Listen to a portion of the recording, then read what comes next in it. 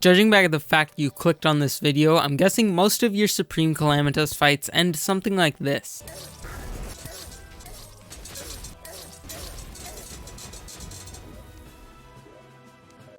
Well, today we're here to help with that.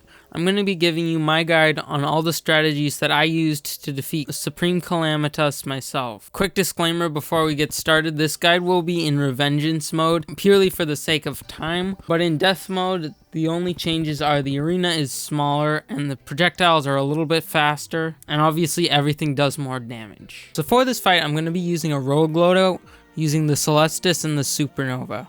I'm going to be using the Auric Tesla armor with the Rogue helmet. For my accessories, I'll be using the Rampart of Deities. I'm mainly using this for the purpose of decreasing the duration of potion sickness, but additionally it gives us a lot of other stat bonuses that you can read up on the wiki. We have the Celestial Tracers, which give us the speed we'll need to dodge some of those attacks. The Community is a great all-around accessory. It reduces the damage over time that we're going to take from damaging debuffs, but it also increases a lot of our other stats like flight time, damage reduction, and many other things. So I have the Core of the Blood God here with the Draiden's Heart accessory equipped in my vanity slot. So the Core of the Blood God I'm using basically to decrease the contact damage that's dealt to me by Supreme Calamitas, and additionally increase the effectiveness of healing potions. I've got auto pause on so I can switch to the Draiden's Heart at various different times during the fight. I will need this in order to build up rage so I can get through certain parts of the fight faster. It additionally gives us a few extra bonuses, namely the extra life regeneration is something I find pretty helpful.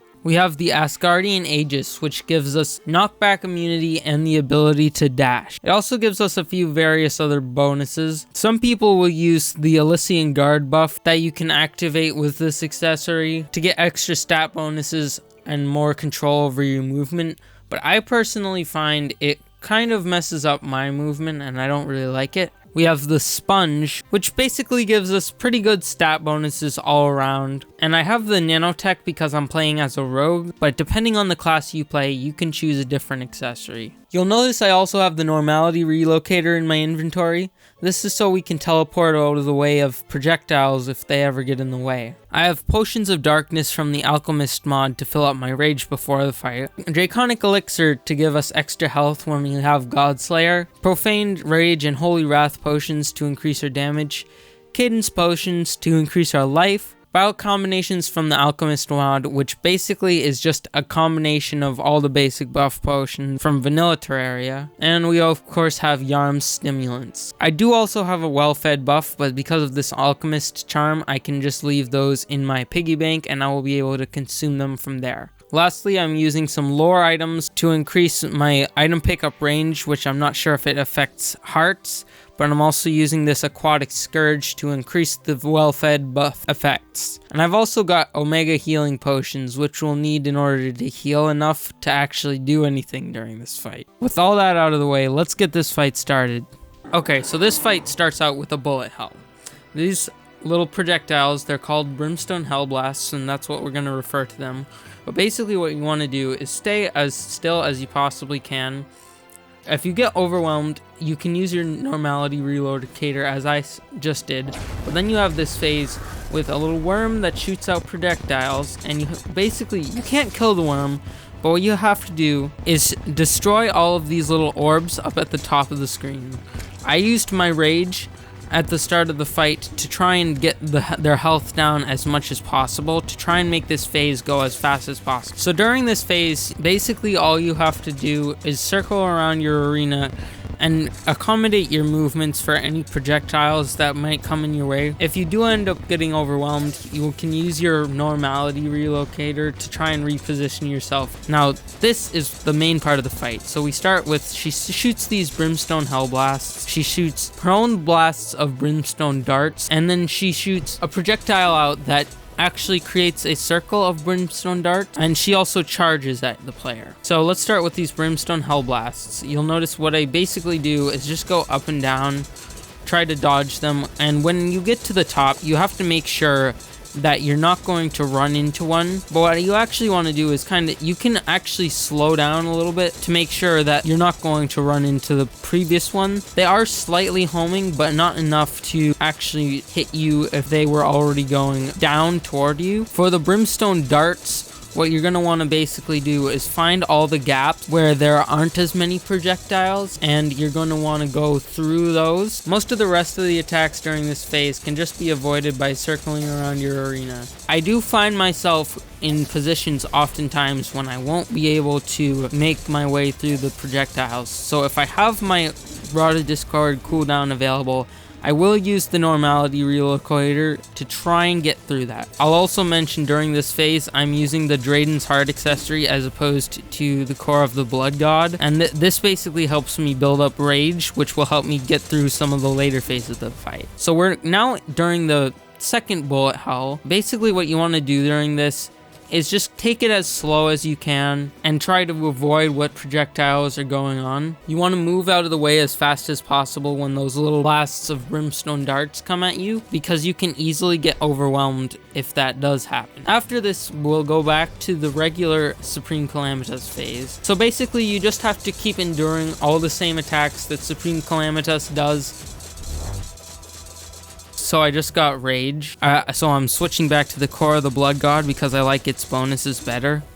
This is definitely an endurance fight, as there's a lot of health and there's a lot of phases that repeat each other. So just try and stay focused, stay relaxed, and whatever you do, don't panic, because that will only make you get hit more. So we're now coming up to the third bullet hell. This is where we start getting larger blasts of brimstone darts. I find myself oftentimes getting overwhelmed during this particular phase, as there's just so much going on. And you'll notice I actually got my Silva revive there. So that means if my Godslayer is on cooldown and I've already used my Silva, and I die again, that's the end of the fight. So you really want to make sure not to get hit here if you get into a position like me.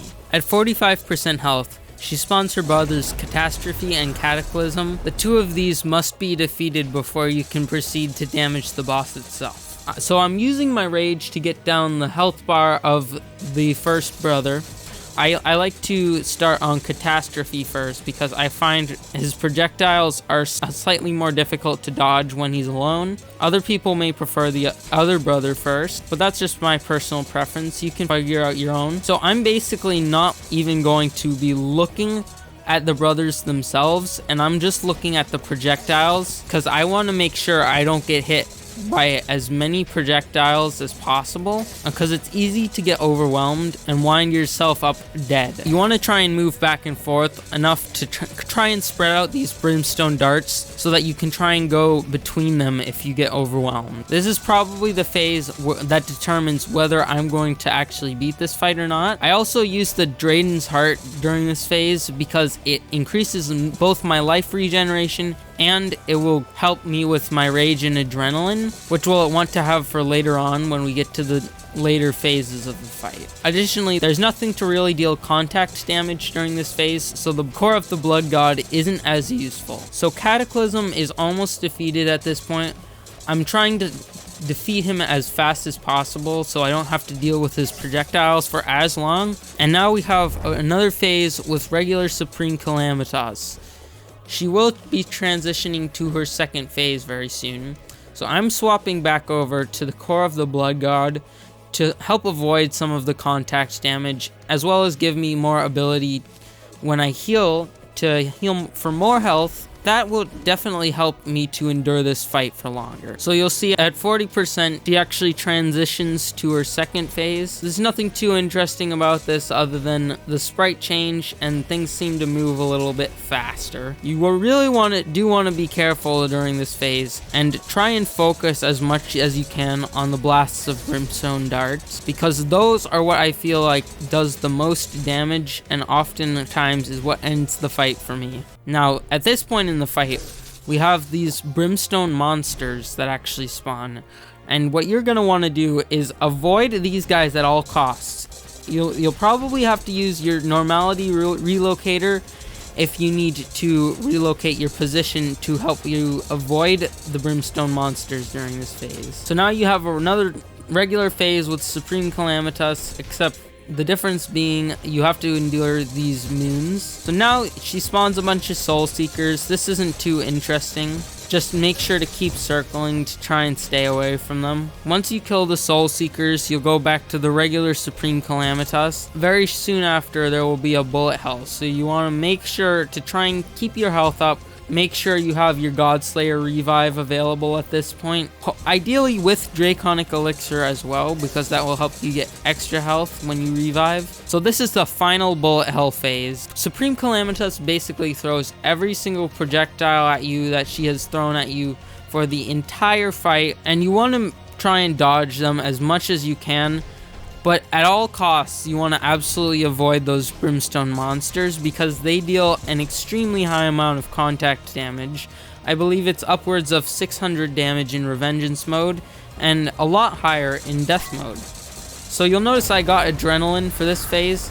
We have Sepulture again, who we have to deal with. So I want to get these orbs out of the way as soon as possible to get this phase over with, so I can move on to the finishing of the fight. I'm using the Supernova during this phase instead of the Celestis because I find it helps clear up some of the extra projectiles because it has an area of effect damage. Now this is basically just another regular phase with Supreme Calamitas, and this will last until she gets to 1%, at which point the Brimstone monsters will despawn and she will stop attacking. She will become periodically invulnerable, but she won't do anything. Once she becomes vulnerable, you can continue attacking her until she's dead.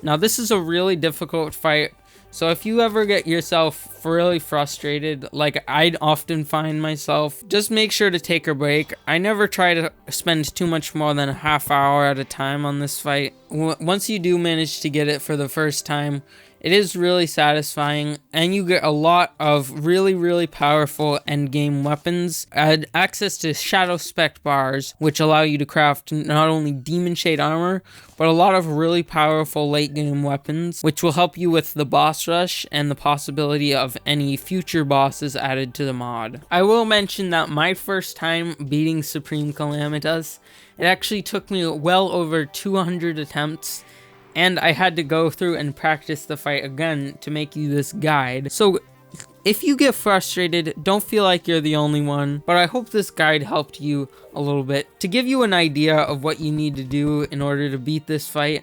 But if this guide did help you, I would definitely consider giving it a like and subscribing to the channel. Anyways, that's all for now, and I will see you guys in the next one.